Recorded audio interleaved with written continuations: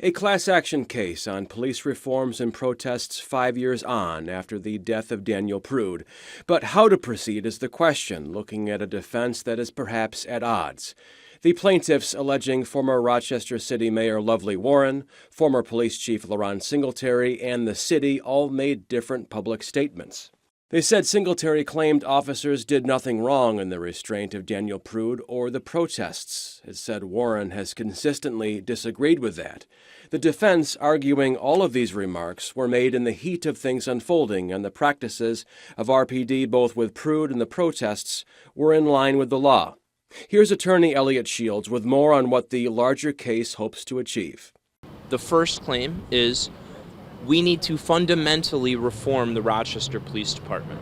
In particular, changing how police respond to communities of color. The second part arises from the protests and is twofold. Monetary relief for everybody in the city of Rochester, everybody that attended the protests, and it also involves injunctive relief to change how the city and the police department respond in the future to protests. City Council members Stanley Martin and Shea Herbert with Free the People Rock highlighted the importance of this case even years later. It's very sad remembering Daniel Prude and also knowing some of these uses of force, harm to Black residents are still occurring within our city. Yeah, 5 years later, we have a community that is still mourning.